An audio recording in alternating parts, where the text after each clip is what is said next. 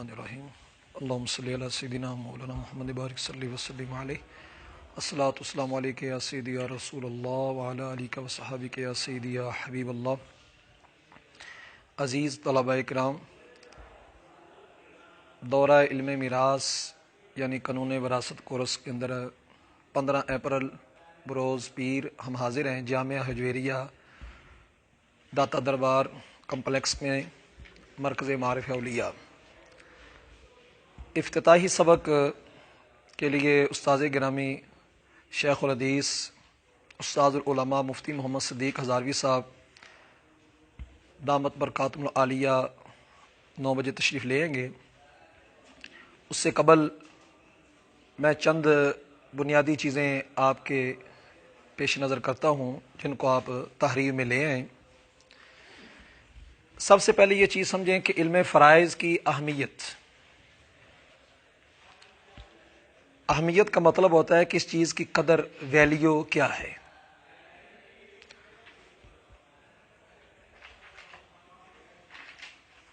سورہ نساء کی آیت نمبر 11 میں اللہ رب العزت نے وراثت کے فضائل، وراثت کے احکامات یہ بیان فرمائے،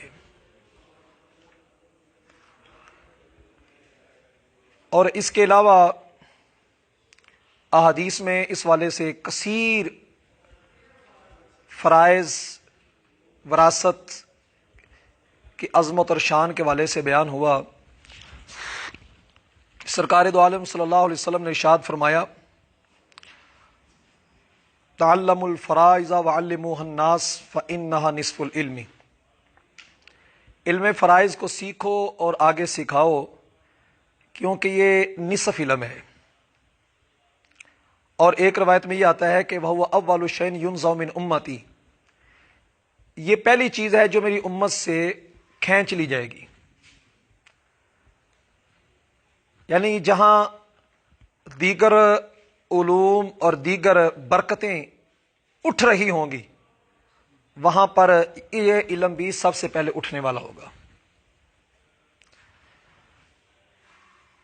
اور قیامت کی نشانیوں میں سے بھی یہ آتی ہے کہ ایسا شخص نہیں ملے گا کہ جو دو بندوں کے درمیان وراثت کو تقسیم کر سکے۔ جب اس سطح کی پوزیشن بن جاتی ہے تو ہم پر لازم بنتا ہے کہ ہم علم فرائض کو سیکھیں اور آگے سکھائیں۔ ہماری عدلیہ اس کے اندر بھی چونکہ آئلی قوانین کے اندر وراثت کو بڑا دخل ہے، اور وراثت کے مسائل اور قانون وراثت کے والے سے ان کے متعلق بہت زیادہ مسائل آتے ہیں، ان کو بھی اس کے والے سے جاننا ایک ضروری چیز ہے کہ وہ سمجھیں کہ بھئی وراثت کیا چیز ہے، اس کے حقوق کیا ہے، کون سا کیس، کون سا مقدمہ ایسا ہے کہ جو ہمارے لڑنے کے قابل ہے کہ ہم اس کے حقدار کو، مستحق کو، جو مالک ہے اس کو اس کا حق پہنچا سکیں۔ اب یہ علم فرائض نبی اکرم صلی اللہ علیہ وآلہ وسلم کے دور اقدس کے اندر باقاعدہ کوئی فن کی حیثیت تو نہیں تھا، لیکن اس کے اصول، اس کے ضوابط، اس کے جو ماخذ تھے، بنیادیں تھی، وہ رکھ دی گئی تھی۔ اور اس کے ساتھ ساتھ صحابہ کرام میں سے اجلہ صحابہ کرام اس کی طرف توجہ دیتے تھے۔ تقریباً جو اس بارے میں تحقیق کی گئی ہے 5 صحابہ کرام ایسے ہیں کہ جو اس علم کے ماہر شمار کیے جاتے ہیں۔ پہلے اس فن کے اندر حضرت علی مرتضیٰ رضی اللہ تعالیٰ عنہ، نمبر 2 حضرت عمر فاروق رضی اللہ تعالیٰ عنہ، نمبر 3 سیدنا حضرت عبداللہ ابن عباس رضی اللہ تعالیٰ عنہما، نمبر 4 حضرت عبداللہ ابن مسعود رضی اللہ تعالیٰ عنہ، اور 5ویں نمبر پر حضرت زید ابن ثابت رضی اللہ تعالیٰ عنہ۔ حضرت علی مرتضیٰ، حضرت عمر فاروق، حضرت عبداللہ ابن عباس اور حضرت عبداللہ ابن مسعود اور حضرت زید ابن ثابت رضی اللہ تعالیٰ عنہ، یہ وہ صحابہ ہیں جنہوں نے اس علم کو باقاعدہ فن کی حیثیت سے مدون کی ہے۔ اور یہ جو کتاب سراجی ہے اس کے اندر بھی یہ بات پیش نظر ہے کہ اصل حضرت زید بن ثابت رضی اللہ تعالیٰ عنہ نے علم فرائض پر ایک کتاب تحریر کی تھی. حضرت زید بن ثابت رضی اللہ تعالیٰ نے علم فرائض پر ایک کتاب تحریر کی تھی, اور یہ کتاب سراجی جو ہے یہ اسی کو مختصر اور اصول دے کر اس کو مرتب کیا گیا ہے. یعنی در حقیقت یہ صحابہ کرام علیہم رضوان کا پسندیدہ جو فن ہے وہ ہے علم فرائض اور وراثت کے مسائل. چونکہ ہم لوگوں کو اس والے سے آشنا نہیں کرا سکے کہ یہ ہوتا کیا ہے, اور وہ یہ سمجھتے شاید یہ پٹواری لوگ ہیں وہی اس کو جان سکتے ہیں اور وہی اس کے مسائل کو جانتے ہیں اور کوئی جانتا ہی نہیں ہے, یا کوئی ہوگا کوئی جاننے والا.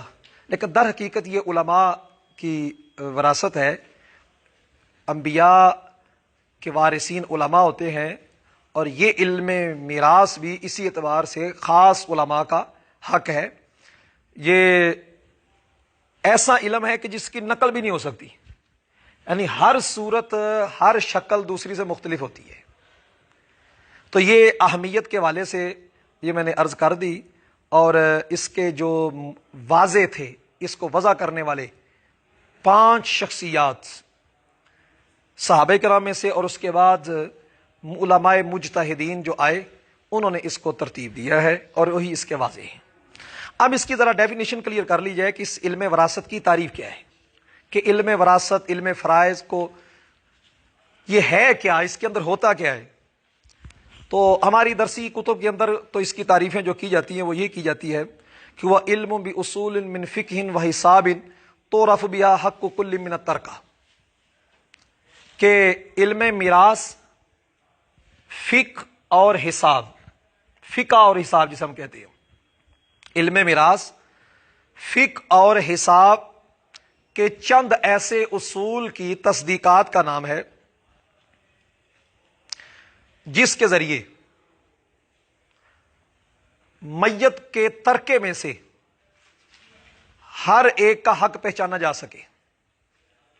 پھر سن لیں, علم میراث فقہ اور حساب کے چند ایسے اصول کی تصدیقات کا نام ہے جس کے ذریعے میت کے چھوڑے ہوئے میت کے ترکے میں سے ہر ایک کا حق پہچانا جا سکے.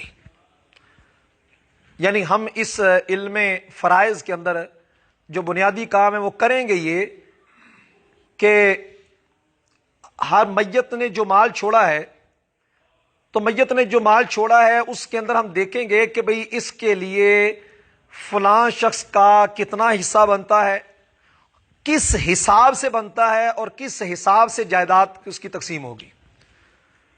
تو فقہ اور حساب کے چند ایسے اصول کی تصدیقات کا نام ہے کہ جس کے ذریعے میت کے ترکے میں سے ہر ایک کا حق پہچانا جا سکے. یہ ہوگی اس کی تعریف. اب ہے اس کا موضوع. موضوع کا مطلب یہ ہوتا ہے کہ ہم جو علم پڑھ رہے ہیں اس کے اندر بحث جو ہم کریں گے وہ بحث کرنے کے لیے ہم کس چیز کو بنیاد بنا رہے ہیں. جس طرح یہ علم الابدان والے ہوتے ہیں تو جب یہ بحث کرتے ہیں اپنے علم طب کے اندر تو یہ جس میں انسانی کو موضوع بناتے ہیں کہ جس میں انسانی کے اندر یہ ہوگا تو پھر ایسا کریں گے, جس میں انسانی کے اندر یہ ہوگا تو اس کے لیے یہ ہوگا.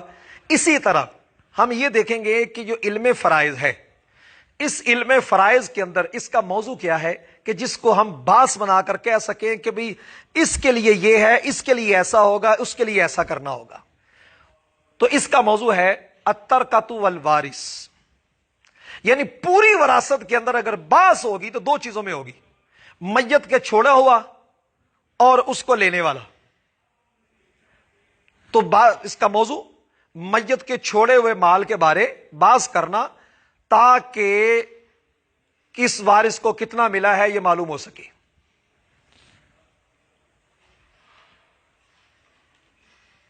تو ترکہ اور وارث, میت کا چھوڑا ہوا مال کتنا ہے, کیا ہے, اور اس کے لینے والے ورثاء وہ کون کون سی ہیں اور کیسے ملے گا. تو 2 چیزیں ہمارے سامنے, ترکہ اور وارث. تیسری چیز ہے غرض. ہم گھر سے کیوں چلے علم میراث پڑھنے, جو وراثت کا علم ہے یہ پڑھنے ہم کیوں آئے. تقسیم الترکۃ علی الوجہ الصحیح. تو غرض یہ ہماری کہ جب بھی ہم میت کے مال کو تقسیم کریں، جب بھی ہم میت کے مال کو تقسیم کرنا چاہیں تو صحیح طریقے پر تقسیم کر سکے، غلط نہ تقسیم کریں. غرض یہ ہے کہ جو ترکہ ہے میت کا اس کو صحیح طریقے پر، شرعی طریقے پر تقسیم کر سکیں، یہ غرض ہے. تو ابھی تک ہم نے 4 چیزیں پڑھ لی ہیں. ایک پڑھی ہے علم فرائض کی اہمیت، بھی قانون وراثت کی اہمیت کیا ہے، اس بارے میں نے احادیث ذکر کی آپ کے سامنے. دوسری چیز علم فرائض کی تعریف، کہ علم فرائض اس کی تعریف کیا ہے، ڈیفینیشن کیا ہے. دوسری، اس کے بعد تیسرے نمبر پر ہم نے پڑھا ہے کہ علم فرائض کا موضوع کیا ہے. اور چوتھے نمبر پر ہم نے علم فرائض کی غرض، کہ علم فرائض کو فرائض کیوں کہتے، اس کو پڑھنے کا مقصد کیا ہے.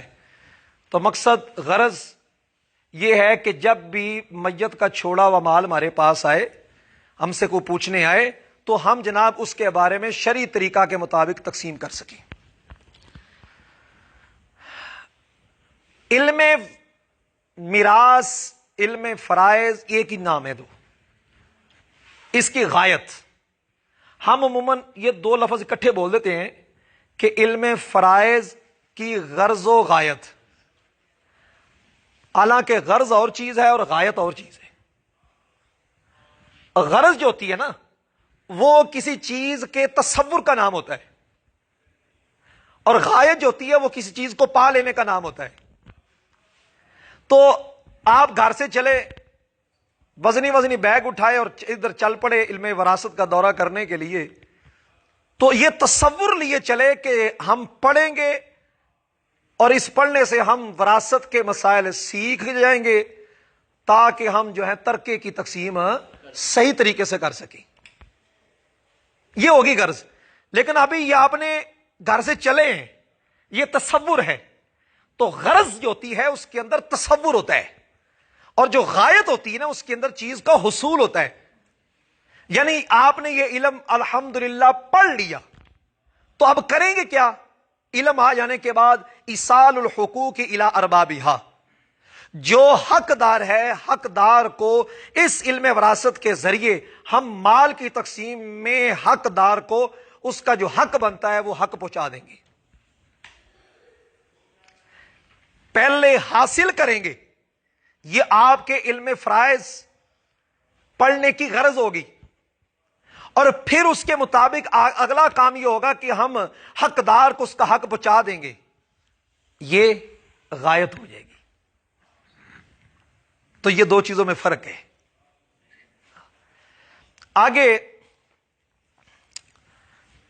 علم میراث کے واضح، وہ چونکہ میں نے آپ کو پہلے بھی بتا دیے کہ 5 ویسے اس کے آتے ہیں العلماء المجتہدون، مجتہد علماء ہیں.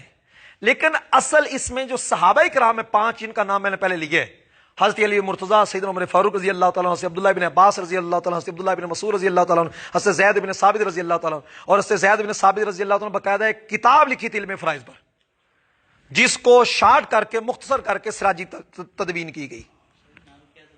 اس کا نام افرائض تھا، الفرائض.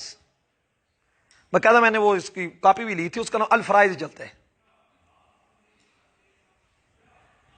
تو یہ ہمارے سامنے جو ایک سانچہ تھا کہ بھی علم فرائض، قانون وراثت، علم میراث ہے کیا، تو میں نے آپ کے سامنے اس کا ایک سانچہ پیش کر دیا ہے کہ اس کے اندر ہوتا کیا ہے. اس کی حدیث پاک میں اہمیت کیا آئی ہے کہ پڑھو گے تو آدھا علم تمہارے پاس آ جائے گا. اب اس کے والے سے آگے یہ بات چونکہ حدیث پاک میں آ گئی ہے کہ یہ اس کو سیکھو اور آگے سکھاؤ، فَإِنَّهَا نِصْفُ الْعِلْمِ، کیونکہ یہ آدھا علم ہے. اب اس کو جو آدھا علم کہا گیا ہے نا، میں اس کی تفصیل میں نہیں جاتا، لیکن میں نے اس کے تقریباً آدھا علم کہنے کے اوپر کافی پوائنٹ پر اختیار کیے ہوئے ہیں. 10 توجیحات میں نے بنائی کہ اس کو آدھا علم کیوں کہا گیا. تو میں اس کی چند چیزیں آپ کو بتا دیتا ہوں کہ اس کو آدھا علم کیوں کہا گیا. ایک تو یہ کہ انسان کی جو زندگی ہوتی ہے، کچھ مسائل زندگی سے متعلق ہوتے ہیں، اور کچھ مسائل ہوتے ہیں وہ موت سے متعلق ہوتی ہیں. تو انسان کی جو زندگی سے متعلق مسائل ہو گئے آدھا ہوگا علم وہ، اور جو موت سے متعلق مسائل ہو گئے وہ آدھا علم ہو گیا وہ. تو وراثت کے مسائل وہ ہیں جو انسان کی زندگی سے متعلق نہیں ہوتے، بلکہ کسی بھی انسان کے فوت ہو جانے کے بعد پھر اس کے ترکے سے متعلق ہوتے ہیں. اس واسطے اس کو آدھا علم کہا گیا کہ زندگی اور موت دو چیزیں ہیں.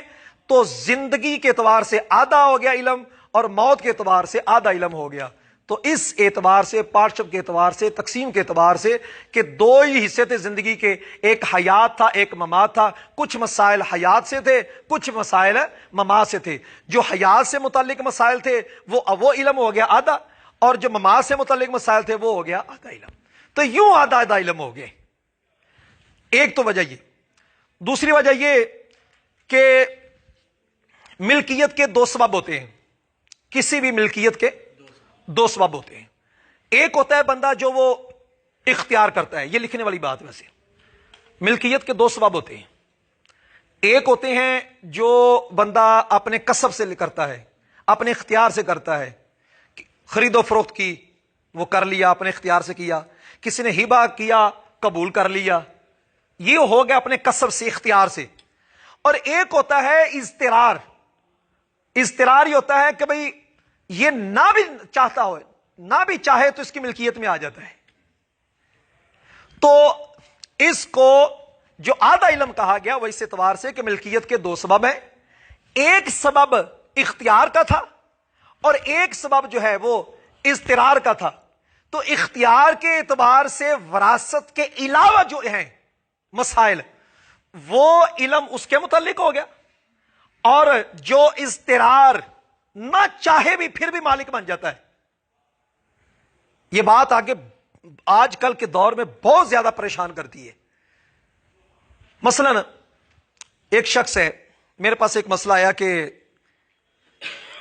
ایک شخص اس فوت ہو گیا اور اس کی جو بیوی تھی اس نے آگے دوسری شادی کر لی. اس کے جو بچے تھے، سلسلہ چلا آگے. پہلے خاوند سے بھی بچے تھے، دوسرے خاوند سے بھی بچے تھے. اب مال کی جو تقسیم ہوئی تو جو عورت کو پہلے خاوند کے حصے سے آیا نا، ظاہری بات بچے ہوں تو 1/8 آتا ہے. اس نے کہا نہیں میں نہیں لیتی. اب حق ہے اس کا، اور یہ حق ایسا نہیں ہے کہ اس کو چاہے کہ میں چھوڑ دوں تو وہ ختم ہو جائے. وہ نہ بھی چاہے گا، وہ عورت نہ بھی چاہے تو اس کی ملکیت میں آ جائے گی. اس کو کہتے ہیں حق کے اضطرار. یہ جبری حق ہے. یہ چھوڑ بھی دے نا، ہمارے معاشرے میں ہوتا ہے کہ بہن یا بیٹی اگر چھوڑ دے تو اس کو دلیل بنا لیتے ہیں، لو جی اس نے چھوڑ دیا ہے. جب چھوڑ دیا ہے تو پھر بات ختم کر دیجیے، وہ اس نے چھوڑ دیا تھا لہذا. اعلیٰ حضرت میں فتاوی رضیہ میں الاشباح والنظائر کے اندر حاشیہ حموی کے اندر 26 جلد فتاوی رضیہ کی تفصیل سے اس پر بات کی گئی ہے، جس کا حاصل یہ ہے کہ اگر کوئی اپنا حق وراثت چھوڑ بھی دے تو وہ اس کا حق چھوٹتا نہیں ہے. ہاں اگر اس کے عوض کوئی چیز لے لے، وہ آگے آئے گی بات، اس کو تخارج بولتے ہیں کہ کوئی چیز عوض میں لے کر باہر ہو جانا، کہ مجھے اپنے یہ چیز دے دو بزرگوں کی، یہ مجھے اپنے والد صاحب کی یہ چیز دو، ماں کی یہ چیز دے دو، تو باقی تم سارا رکھ لو. کوئی چیز عوض میں لے کر نکل جانا، اسے کہتے ہیں تخارج. اور اگر ویسے ہی حق چھوڑ دیا کہ میں حق نہیں لوں گا تو اسے کہتے ہیں ابرا. اس کی پوری تفصیل آگے آئے گی. اور وہ چھوڑ بھی دے تب بھی اس کا حق رہتا ہے. تو یہاں تک یہ بات آگی پیش نظر آپ کے. اب میں ذرا تھوڑا سا ترجمہ کر دیتا ہوں تاکہ استاد گرامی آپ افتتاحی سبق جو ہے باقاعدہ وہ شروع فرما لیتے ہیں. بسم اللہ الرحمن الرحیم. سب خوبی اللہ کے لیے، سارے جہانوں کا پالنے والا. حمد الشاکرین، شکر کرنے والوں کی حمد کی طرح، اور رحمت کاملہ ہو اور سلامتی ہو مخلوق میں سے سب سے بہترین محمد مصطفیٰ صلی اللہ علیہ وسلم اور آپ کی آل جو پاکیزہ ہیں، پاک ہیں. رسول اللہ صلی اللہ علیہ وسلم نے ارشاد فرمایا علم فرائض کو سیکھو اور اس کو لوگوں کو سکھاؤ کیونکہ یہ نصف علم ہے. آج کا جی اس والے سے سبق مکمل ہوتا ہے. آگے استاد گرامی آ کر بیان فرمائیں گے. وآخر دعوانا الحمدللہ رب العالمین. بسم اللہ الرحمن الرحیم نحمدہ ونصلی ونسلم علی رسول الکریم اما بعد فاعوذ باللہ من الشیطان الرجیم بسم اللہ الرحمن الرحیم یوصیکم اللہ فی اولادکم للذکر مثل حظ الانثیین صدق اللہ مولانا العلی العظیم وبلغنا رسولہ النبی الکریم وَنَحْنُ عَلَى ذَلِكَ لَمِنَ الشَّاهِدِينَ وَالشَّاكِرِينَ وَالْحَمْدُ لِلَّهِ رَبِّ الْعَالَمِينَ وقال النبي صلی اللہ تعالی علیہ وسلم تعلموا الفرائض وعلموها الناس صدق رسول اللہ صلی اللہ تعالی علیہ وسلم۔ قابل صد احترام استاذ العلماء حضرت علامہ مفتی ضمیر احمد مرتضائی زیدہ مجد العالی، بزرگوں، نوجوان ساتھیوں، بڑی خوش قسمتی ہے آپ حضرات کی کہ حضرت مفتی صاحب نے چھٹیوں میں بجائے کوئی اور اپنا کام کرنے کے، آرام کرنے کے، آپ کو یہ ٹائم عنایت فرمایا اور دین کے سب سے اہم فریضہ یعنی علم المیراث کے لیے آپ کو آگاہی بخشنے کے لیے اپنا وقت عنایت فرمایا، اور آپ بھی یقیناً قربانی بھی ہے اور ذمہ داری بھی ہے کہ آپ نے اسے حاصل کرنے کے لیے وقت اپنا دیا ہے۔ یہی بہت بڑی خوش قسمتی ہوتی ہے۔ افسوس کی بات یہ ہے کہ ہمارے ہاں خاص طور پر ہمارے ہاں ان چیزوں کی طرف توجہ کم ہوتی ہے۔ میں 2 دن پہلے گیا تھا فیصل آباد میں، 2 دن کا سیمینار تھا اور اعلیٰ حضرت رحمۃ اللہ علیہ پر بڑے اچھے موضوعات، میرا مقالہ بھی اس میں تھا پرسوں، اور بڑی عظیم شخصیت ڈاکٹر اسحاق قریشی صاحب، بیچارے پیرانہ سالی ہے، چل بھی نہیں سکتی، بیمار ہیں، لیکن مجھے یہ دیکھ کر افسوس ہوا کہ ایک سکالر کراچی سے آ رہے ہیں ڈاکٹر مجید اللہ قادری صاحب، ایک حافظ ڈاکٹر محمد طفیل صاحب اسلام آباد سے آ رہے ہیں، میں لاہور سے جا رہا ہوں، اور بھی سننے والا کوئی نہیں۔ آپ حیران ہوں گے، سننے والا کوئی نہیں، 10-11 آدمی بیٹھے ہوئے ہیں۔ یہ ہمارا المیہ ہے۔ محفل نعت ہو اور کوئی محفل ہو تو پھر ہمارا جمع غفیر ہوتا ہے۔ تو اس لیے یہ بہرحال ایسے حالات میں ہمارا فرض بھی بنتا ہے اور ہماری خوش قسمتی بھی ہے کہ ہم اس قسم کے علمی جو پروگرام ہے اس میں شریک ہوں۔ انسان زندگی گزارتا ہے اور اس کو زندگی کے اندر جو ہمارے مقاصد شریعہ بیان کیے گئے ہیں، ان مقاصد شریعہ میں سب سے پہلی چیز جو ہے وہ ضروریات ہیں، اور اس کے بعد حاجیات ہیں، پھر تحسینیات ہیں۔ یہ 3 چیزیں ہیں۔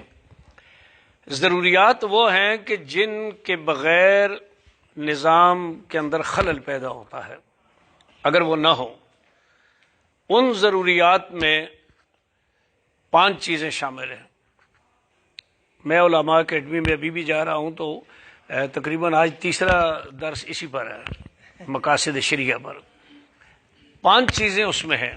سب سے پہلے دین، اس کے بعد نفس، انسان کی ذات، عقل، نسل اور مال۔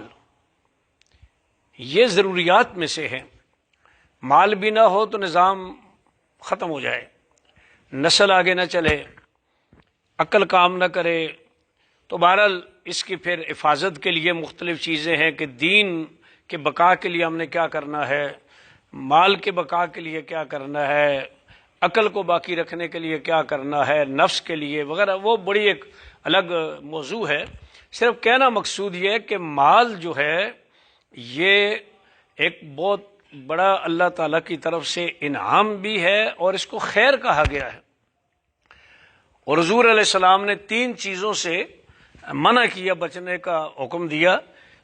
کیلو کال فضول باز کرنا، یعنی جس کا مقصد کچھ نہ ہو اس پر اپنا وقت ضائع کرنا، اضاعت مال، مال کو ضائع کرنا، اور تیسرا کثرت سوال، مانگنا لوگوں سے۔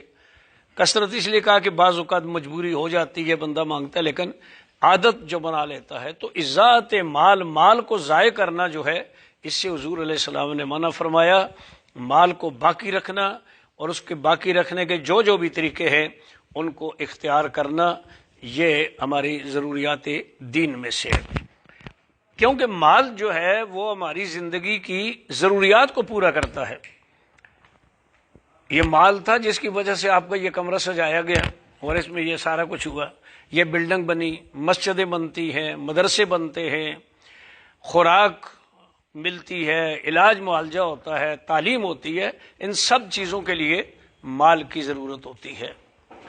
لیکن مال انسانی ضرورت ہے، اور اس وقت تک ضرورت ہے کہ جب انسان اس دنیا میں ہے، اور اس کو روٹی کی بھی ضرورت ہے، اس کو لباس کی بھی ضرورت ہے، اس کو علاج معالجے کی سب چیزوں کی ضرورت ہے، اس وقت تک اس کو مال کمانا بھی ہے اور اس کو ضائع ہونے سے بچانا بھی ہے، یہ مال اس کے۔ لیکن جب انسان دنیا سے رخصت ہو جاتا ہے، چلا جاتا ہے، اب اس کی یہ ساری حاجتیں جو ہیں وہ ختم ہو جاتی ہیں۔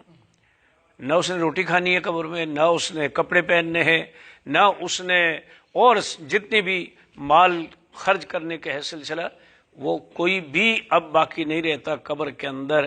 صرف 2 کفن کے کپڑے جو ہیں، یعنی وہ 3 کپڑے مرد کے اور 5 عورت کے لیے، یہ کفن ویسے ہم دو کپڑے کفن کے ایک اصطلاح ہے، 5 اور 3 کپڑے یہ ضروری ہے، کیونکہ ننگے جسم تو انسان کو نہیں نہ قبر میں لٹایا جا سکتا، یہ سنت کے مطابق نہیں ہے۔ اگر اتنا تو ضرورت میں تو کسی کپڑے میں لپیٹ کر کے اس کو کر دیں، اگر تو بہرحال یہ ایک اس کی ضرورت ہے، اس کے علاوہ کچھ ضرورت نہیں ہے۔ اب مسئلہ یہ ہے کہ وہ مال چھوڑ کر جا رہا ہے، جس کو ہم ترکہ کہتے ہیں۔ ترکہ اس لیے کہتے ہیں کہ ترکہ، اس نے مال چھوڑ دیا۔ اب وہ مال کس کے لیے ہوگا؟ میں کہوں گا یہ مجھے مل جائے، دوسرا کہے گا مجھے مل جائے، تیسرا کہے گا مجھے مل جائے، کیونکہ اب یہ میت تو چلا گیا، یہ تو قبر میں چلا گیا، اس کی ضرورت نہیں ہے۔ تو ایسا نہیں ہوتا، پھر جو سب سے اس کے قریبی ہوتے ہیں مال، ان کو ملتا ہے، ان کو ملتا ہے۔ اس لیے اسلام نے اتنا شاندار وراثت کا نظام قائم کیا ہے۔ اس میں اگر آپ دیکھیں، اقرب ہے، باپ موجود ہے، دادے کو وراثت نہیں ملتی کیونکہ باپ قریب ہے۔ بیٹا موجود ہے، پوتے کو وراثت نہیں ملتی کیونکہ وہ اقرب ہے۔ بیٹا اقرب ہے اور دادا جو اپنا پوتا ہے وہ ابعد ہے۔ باپ اقرب ہے اور دادا جو ہے وہ ابعد ہے۔ یہ ایک نظام ہے۔ پھر اسی طرح جو ذو جہتین ہے، یہ ساری چیزیں علامہ صاحب آپ کو پڑھائیں گے۔ پھر جو ذو جہتین ہے، مثال کے طور پر ایک سگا بھائی ہے اور ایک سوتیلا بھائی ہے، باپ کی طرف سے ہے، ماں کی طرف سے ہے۔ ماں کی طرف سے بھائی تو خیر ذویل فروز میں آ جاتا ہے، اس کو ایسا ملتا ہے، وہ بھی بعض صورتوں میں نہیں ملتا اگر بیٹا موجود ہو، باپ موجود ہو۔ لیکن اگر سگا بھائی موجود ہے تو چونکہ اس کا معاملہ جو ہے میت کے ساتھ زیادہ قرب کا ہے کہ دونوں کا باپ بھی ایک ہے اور دونوں کی ماں بھی ایک ہے، لیکن جو باپ کی طرف سے ہے مائیں الگ الگ ہیں، تو جب تک وہ سگا موجود ہوگا باپ کی طرف سے جو بھائی ہے اس کو نہیں ملے گا۔ اسی طریقے سے جب باپ موجود ہے، دادا موجود ہے، بھائیوں کو نہیں ملے گا۔ بھائی موجود ہے، چچا جو ہیں ان کو نہیں ملے گا۔ یہ ایک مطلب یہ ہے کہ بڑا اسلام کا جو یہ نظام وراثت ہے، عقل بھی اس کو تسلیم کرتی ہے، عدل بھی اس کو تسلیم کرتا ہے۔ یہ عدل پر بھی مبنی ہے، عقل پر بھی مبنی ہے۔ میں زیادہ وقت نہیں لینا چاہتا۔ دوسری بات میں آپ حضرات سے یہ کرنا چاہتا ہوں کہ حضور علیہ السلام نے جہاں یہ فرمایا کہ فرائض سیکھو اور سکھاؤ، یہ فرائض لوگوں کو بھی سکھاؤ، تعلم اور اس کے بعد تعلیم، اور اس کے ساتھ حدیث میں یہ بھی فرمایا کہ سب سے پہلے جو علم اٹھے گا وہ علم وراثت کا اٹھے گا۔ اور اس کی وجہ کیا ہے؟ جب تک آپ عمل نہیں کرتے، دیکھیں بعض اوقات محض عمل کے ساتھ ہی کسی چیز کو ہم باقی رکھ سکتے ہیں۔ مثال کے طور پر ہمارا یہ لباس ہے، ہمارا جو کلچر ہے اسلام کا، قمیض سلوار ہے یا کرتا ہے جو بھی ہے، اس کو اگر ہم صرف اس پر عمل کر لیں تو ہمارا کلچر باقی رہ جائے گا۔ لیکن اگر ہم وہ پینٹیں پہننا شروع کر دیں، وہ دوسرا جو اپنا آج کل تو بہت کچھ عجیب و غریب نکل گیا ہے، تو پھر ہمارا کلچر تو آہستہ آہستہ مٹ جائے گا۔ پھر یہ نہیں سمجھ آئے گی کہ یہ مسلمانوں کا لباس کیا ہے اور غیر مسلموں کا لباس کیا ہے۔ ہر چیز جو ہے سب سے پہلے جو اس کی بقا کا ذریعہ ہے اس پر عمل ہے۔ اب کیا ہوا ہے کہ وراثت تقسیمیں نہیں کرنی، تقسیم کرنی ہے تو بچیوں کو نہیں دینی، ٹھیک ہے جی، بہنیں اقدار ہیں تو ان کو جو بھی اقدار بنتا ہے عورتوں کو خاص طور نہیں دینی۔ اس کا نتیجہ یہ ہے، عام طور پر وراثت تقسیم کرنے میں مسئلہ ہوتا ہے تو نتیجہ یہ نکلے گا جو حضور علیہ السلام نے فرمایا کہ یہ علم اٹھ جائے گا، پریکٹس جب تک اس کی نہیں ہوگی۔ آپ دیکھیں نا، ہم صرف ناو پڑھتے ہیں، اس کا اجرا کرتے ہیں، سیغے اور ترکیب اور سب کچھ، جس کا اجرا کرتے ہیں وہ پوری طرح یاد ہوتا ہے۔ اب منطق کا اجرا نہیں کرتے، اس کے حوالے سے ہماری صورت وہ نہیں ہے جو صرف اور ناو کی ہے، کیونکہ اس کے اجرا نہیں ہے۔ اصول فقہ کا تو اجرا ہے ہی نہیں ہے۔ یہ تو اللہ بھلا کرے اصول شاشی والوں کا، انہوں نے تو ماشاءاللہ مثالیں دے دے کر کے، یعنی ویسے بڑی مشکل کتاب ہے۔ ہمارے مفتی صاحب رحمۃ اللہ علیہ فرمایا کرتے تھے، ہم دونوں متفق ہوئے تھے ایک دن ایک بات پر مفتی صاحب رحمۃ اللہ علیہ کے ساتھ میں بھی، کہ ہمیں المنار پڑھانی چاہیے اصول شاشی کی جگہ، آسان ہے۔ اور وہ یہ کرتے ہیں، نور انوار تو اس کی شرح ہے نا، وہ تعریف کرتے ہیں، پھر آگے اصول شاشی والے تعریف پہلے نہیں کرتے، کہیں جا کے آخر میں تعریف کرتے ہیں۔ لیکن یعنی یوں سمجھیں کہ اصول شاشی جو ہے اس میں 2/3 جو ہے وہ فقہ ہے، 1/3 اصول ہے، تو ایک اجرا ہے بڑی زبردست، اجرا کے حوالے سے بڑی۔ تو اس لیے اجرا جب تک نہیں ہوتا، آپ جب یہ وراثت پڑھیں اس کے بعد یہ نہیں دیکھنے کی ضرورت کہ کوئی ہم سے مسئلہ پوچھے، خود ہی صورتیں بنائیں کہ ایک آدمی مر گیا، اس کے فلاں فلاں وارث ہیں، خود اس کو پھر حل کریں، پھر جناب ایک شکل بنائیں، پریکٹس کریں۔ ہمارے استاد جب میں ہری پور میں داخل ہوا میٹرک کرنے کے بعد، پہلے مرتبہ ہمارے استاد تھے مولانا عبد المالک صاحب، اور ٹاپ کے خطیب، عالم خطیب پرانے زمانے کے، بیمار ہوتے ہیں آج کل انگلینڈ میں۔ تو وہ یہ فرمایا کرتے تھے کہ جب عصر کا وقت ہو، چھٹی کا مدرسہ، بڑا مدرسہ ہے وہاں کا، ہری پور رحمانیہ، خواجہ عبد الرحمن چھوروی رحمۃ اللہ علیہ کا قائم کردہ ہے، تو میں نے 2 سال وہاں پڑھا ہے شروع میں۔ تو فرماتے تھے جب عصر کا وقت چھٹی کا ہو تو کھیتوں میں نکل جایا کرو، یہ آگے تو ہمارے یہ گندم لے لاتی ہوئی نظر آتی ہے یا پتھر نظر آتے ہیں، ان کو خطاب کرو، بندے نہیں ہیں تو آپ نے ان کو سمجھو کہ یہ انسان ہے، تاکہ آپ کی پریکٹس ہو تقریر کی۔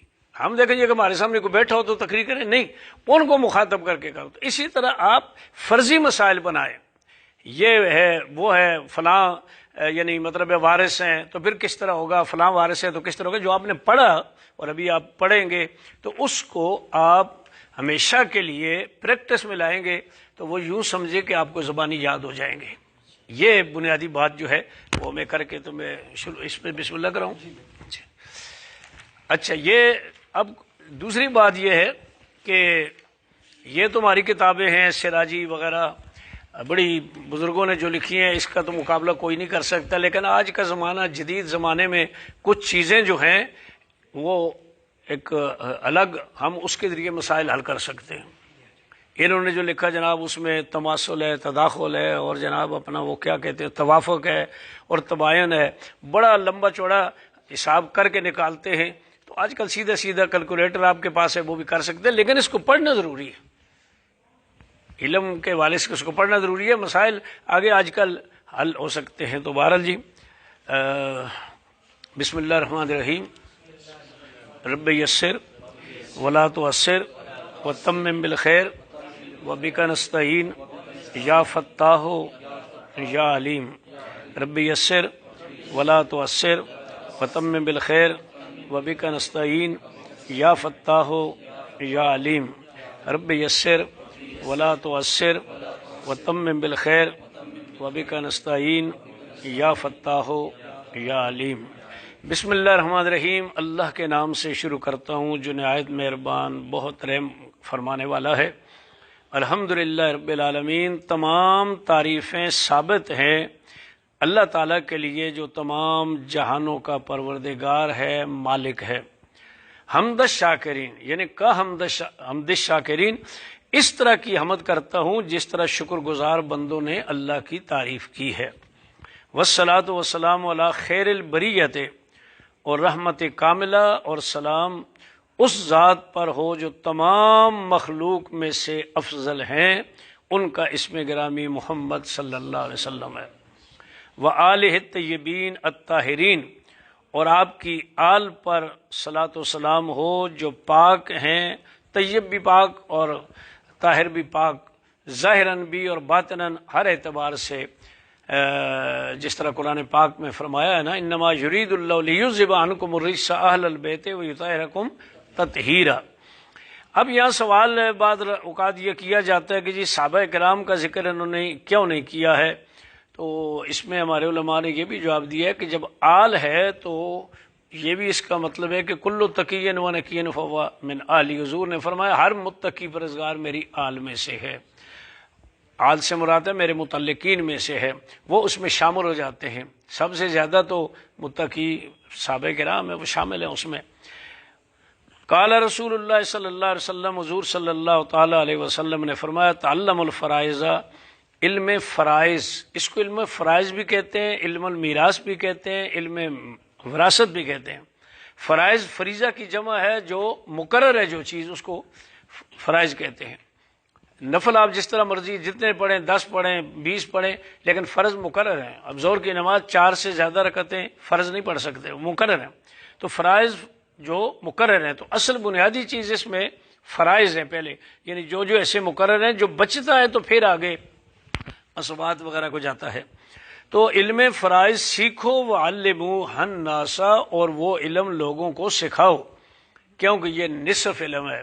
کیونکہ 2 حالتیں ہیں، ایک دنیاوی حالت ہے زندگی مرنے سے پہلے، ایک بعد کی، تو اس کا تعلق بعد کے ساتھ ہے۔ چونکہ وراثت بعد میں تقسیم ہوتی ہے، لہٰذا اس کو نصف علم قرار دیا گیا، اور نصف کے فرما کر کے یہ وضاحت کر دی گئی کہ اس کی اہمیت کتنی زیادہ ہے۔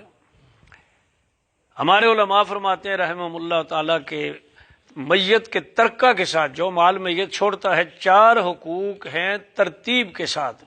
سب سے پہلا یہ ہے کہ ابتدا کی جائے بے تکفین ہی، اس کے کفن دفن کے ساتھ، اس کے مال میں سے کفن دفن و تجہیز، تکفین اور تجہیز تیاری کو کہتے ہیں، سامان تیار کرنا، وہی کفن میں آ جائے گا۔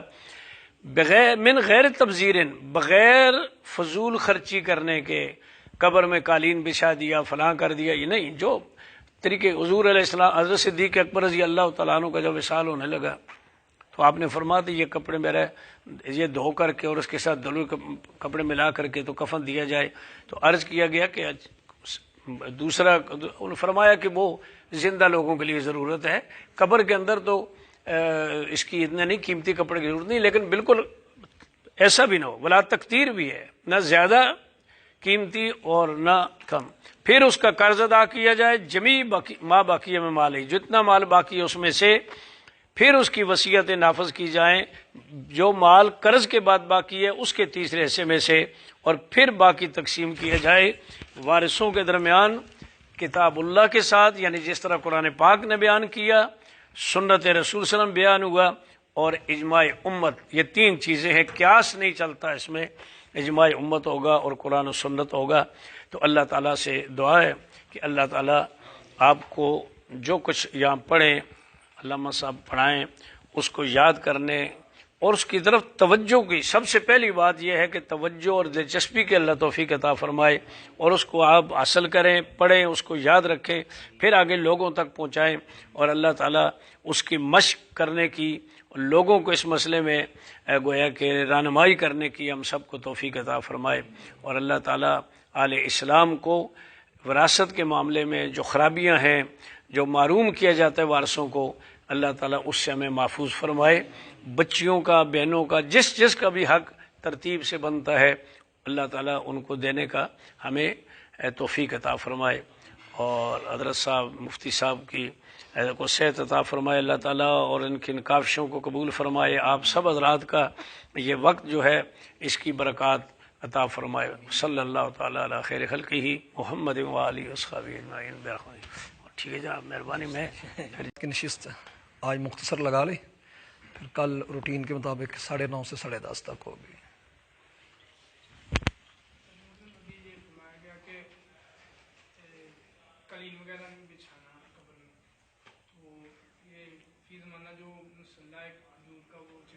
فتاوی رضیہ کی 9ویں جلد میں اعلیٰ حضرت نے فرمایا ہوا ہے کہ جو کھجور کی جو بچھاتی ہے نیچے چٹائی سی، فرمایا یہ جائز نہیں ہے، فضول خرچی میں آتا ہے. اصل بدن انسانی جو ہے اس کے ساتھ یہ کفن، اور کفن جو ہے وہ مٹی کے ساتھ لگے، اصل اس کا فلسفہ یہی ہے. اور یہ جو ہمارا ایک لفظ چلتا ہے کہ بھئی فلاں کا کفن میں میلا نہیں ہوا، تو وہ اصل کفن میلا ہونے کا مطلب یہ نہیں ہوتا کہ وہ مٹی ہے، ورنہ اوپر سے بھی مٹی تو گری جاتی ہے. یہ مطلب نہیں ہوتا. اس کفن میلا ہونے کا مطلب ہوتا ہے کہ اندر سے جو چیز نکلتی ہے نا، چونکہ اندر سے جو ہمارے گناہوں کی جو شامت پڑتی ہے اس وجہ سے، تو وہ میلا ہونے کا مطلب ہوتا ہے کہ اندر سے کفن پھٹتا ہے، جو وہ ہے مراد.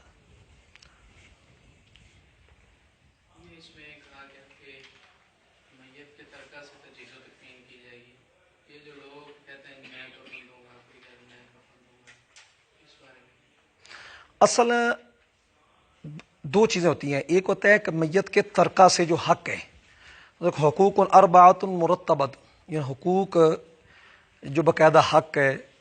حق یہی ہے کہ میت کے ترکے سے، جو میت کا ترکہ ہے اسی سے اس کا حق دیا جائے. حق تو یہی ہے. لیکن اگر کوئی کہتا ہے بھی میں اپنی طرف سے دینا چاہتا ہوں، اب دو وجہ ہوتی ہیں کہ یا تو وہ بندے کے پاس مال نہیں ہوتا، یا وہ سمجھتے ہیں کہ بھی میرا یہ لگ جائے گا تو باعث برکت ہو جائے گا. یا کئی ایسی جگہ ہوتی ہے کہ بھئی دریا یا چٹیل میدان میں وہ لاش ملی، تو پھر وہ ویلفیئر جو ہوتی ہے تنظیمیں، وہ میدان میں اتر آتی، کہتے ہیں یہ ہماری طرف سے ہی ہوگا. تو یہ ہے کہ جب اس کے پیسے والا بندہ ہے، حق اس کے متعلق ہے، اور اس کے کفن کی جب بات چلتی ہے تو کوئی اس کے مال سے کوئی کہتا نہیں جی اس کے مال کے اتنے پیسے کہاں سے لائے ہیں جی، وہ ہم بعد میں کیا تقسیم کریں گے. حق ہے کہ اسی کے مال سے دیا جائے. یہ وہ چیز نہیں ہے جو ہمارے معاشرے میں چلتی ہے کہ جب ہم دے دیں گے تو ثواب میں اس میں کمی آ جائے گی. یہ اصل یہ چیز ہے کہ جس دور کے اندر نا کپڑے کی بڑی ویلیو ہوتی تھی، جس دور میں کفن چور ہوا کرتے تھے، اس دور میں کفن چور تو نہیں ہے. کفن چور کی کہانیاں رہ گئی ہیں، لیکن اس دور میں کفن چور نہیں ہے. کپڑا اتنا وافر ہو گئے، گلیوں چراہوں کے اندر آپ کو کپڑا مل جاتا ہے. یہ پرانی کہانی ہے، کافی اتنے زیادہ فلیکس والے مل جاتے ہیں. تو تاہم یہ اس اعتبار سے بات ہے. اچھا جی، اقرب کا لفظ استعمال کیا آپ نے. دو بھائی ہیں، تو ایک فوت ہو گیا ہے اور اس کی شادی بھی نہیں ہوئی ہے. تو بہن بھائی بچے ہیں، تو وہ دوسرا بھائی فوت ہے. اقرب میں اس کا حصہ کیسے تقسیم ہوگا؟ جو شخص لا ولد مرا، لا ولد ہی نا، شادی نہیں ہوئی، لا ولد مرا. اب لا ولد کی جو وراثت ہوتی ہے، ظاہری بات ہے اولاد تو ہے نہیں جو اس کا اقرب ہو. جب اولاد میں سے اقرب نہ ہو تو پھر اس کے ماں باپ اقرب ہوتے ہیں. ماں باپ نہ ہو تو پھر اس کے بہن بھائی آ جاتے ہیں. اگر بہن بھائی بھی نہ ہو تو پھر بہن بھائیوں کی جو اولاد ہوتی ہے وہ آ جاتی ہے.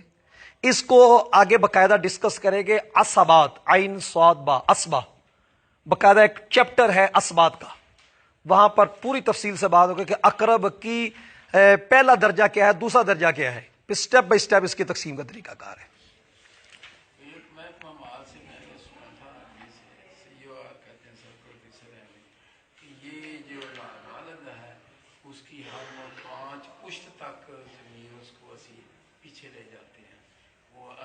سمجھتے لبرد مر گیا تو اس کی جڑے موجودہ ہیں بہن بھائی وہی لے گے اور کسی کا حق نہیں ہے، وہی کروا دیتے ہیں اپنی انتقال وغیرہ. تو وہ کہتا ہے کہ وہ اس کے پیچھے جائے گی. نہیں، اس کے بارے میں آپ اصول آپ کے سامنے آئے گا کہ جب بھی کوئی مرتا ہے تو مرنے والے کے آپ یعنی خود مسئلے کو حل کریں گے کہ بھئی اس کے بیٹا بھی نہیں، بیٹی بھی نہیں، ماں بھی نہیں، باپ بھی نہیں، بھائی ہے. جو ہی لفظ بھائی آیا یا بہن آ گئی، مال اس کی طرف آ جائے گا. یہ جو پیچھے 5 پشت تک لے کے جانا ہے نا، وہ اس وقت ہے کہ جب ادھر بھائی بہن کوئی نہ ہو یا کوئی ایسی وجہ بن جائے کہ اس کی اپنا پیچھے تقسیم نہیں وراثت کی، وہ پھر مناسخہ آئے گا آگے کہ جب وراثت کی تقسیم نہ ہوئی ہو تو پھر کئی پشتوں تک تقسیم ہوئی نہیں، بس ایسے ہی سانجا کھاتا چلتا رہا، تو وہ چلتے چلتے چلتے چلتے 6 7ویں پشت پر آیا، لو جب تقسیم کرے وراثت کی. وہ جو وراثت کی تقسیم کرتے ہیں نا، اس کو کہتے ہیں مناسخہ. پھر پیچھے سے تقسیم کرتے ہیں، پھر جو حاصل ہوا پھر اس کو آگے دیا، پھر اس کا طریقہ کیا ہے، اصول کیا ہے، ضرب دے کر پھر آگے چلیں گے، وہ مافل ید کا پھر آگے جو نکلے گا وہ سارا ایک باقاعدہ ایک آئے گا. لیکن اتنی بات ہے کہ بھئی جو لا ولد مرتا ہے، اس کا جو ماں نہیں، باپ نہیں، بیٹا بیٹی تو ہے ہی نہیں، تو بہن بھائی میں سے اگر کوئی ہے تو وہ اس کے وارث بنیں گے. اچھا، ایک تھوڑا سا یہ بھی مسئلہ تھوڑا ذہن میں آ گیا، جو لا ولد مرا ہے اس کا بہن بھائی ہے، تو اس کی دوسری جو والدہ جو اس کے والد نے بعد میں کی ہے، ان کو بھی جائے گا؟ ہاں جی، اس کو کہتے ہیں باپ شریک اولاد. باپ شریک اولاد ہوتی ہے وہ اس وقت جاتی ہے کہ جب یہ جو حقیقی بھائی بہن بھائی نا، حقیقی جس کو عینی بھائی بہن بھائی کہتے ہیں، اگر یہ نہ ہو تو پھر اس کو جائے گی دوسرے بہن بھائیوں کو، ہاں، دوسری باپ شریک بھائی کو. اور اگر وہ ہیں تو پھر باپ شریک بھائیوں کو نہیں جائے گی، بہن بھائی کو ملے گی، اس کے جو اسی کے جو ہاں اس کی والدہ سے. ہاں اس کو کہتے ہیں حقیقی. ہر اعتبار سے اقرب، وہ آیت من جہاد جو ہے نا، جمی جہاد سے اقرب ہو.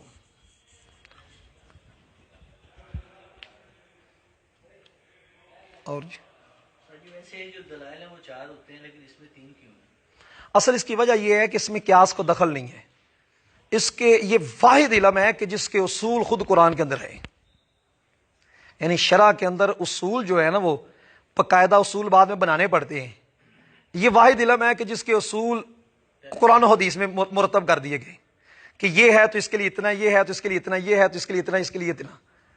تو اس واسطے اس کے اندر قیاس کو دخل نہیں ہو سکتا. اگر قیاس کو دخل ہو نا تو قیاس میں اصل ہوتا ہے ظنیت کو دخل ہوتا ہے.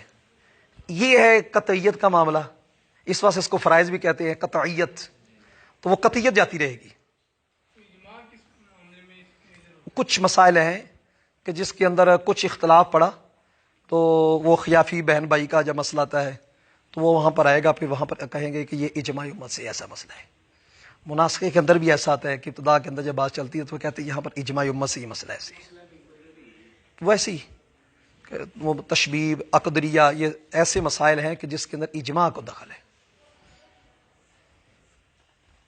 یہ جو علم ہم حاصل کریں گے انشاءاللہ. انشاءاللہ، تو اس میں یہ دنیاوی یہ کورس وغیرہ جو ہمارے راج الوقت قانون ہے، جی جی جو ایکٹ وغیرہ ہاں انہوں ہاں نے بنائے ہیں، تو ان میں ہم اس کو کس طرح انٹرفیئرنس کر سکتے ہیں؟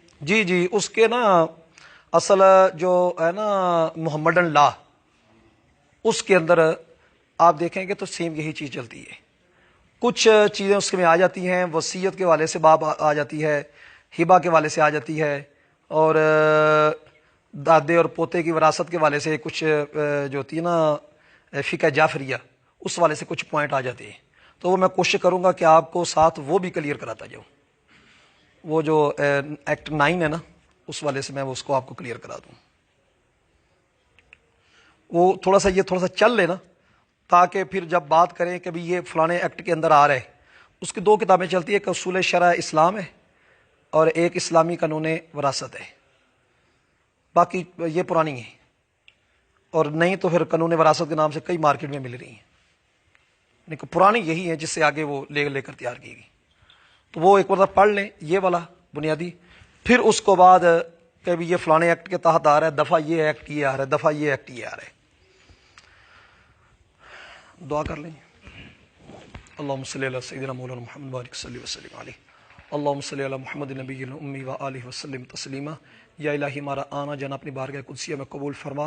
یا الہی یہ چند دنوں کا، چند گھنٹوں کا یہ جو کورس ہے تیرے رسول اللہ صلی اللہ علیہ وسلم، تیرے پیارے نبی صلی اللہ علیہ وسلم کی رضا کی خاطر ہے۔ یا الہی ہمارے دلوں میں اخلاص پیدا فرما اور اس کو آگے پڑھ کر آگے پڑھانے کی بھی توفیق عطا فرما۔ ربنا آتنا فی الدنیا حسنۃ وفی الآخرۃ حسنۃ وقنا عذاب النار۔ یا الہی تمام احباب، تمام دوستوں کی دینی، دنیاوی، گھریلو، کاروباری، ہر قسم کی جانی مالی پریشانیوں کو دور فرما۔ صلی اللہ تعالی علی حبیبہ محمد وآلہ وسلم۔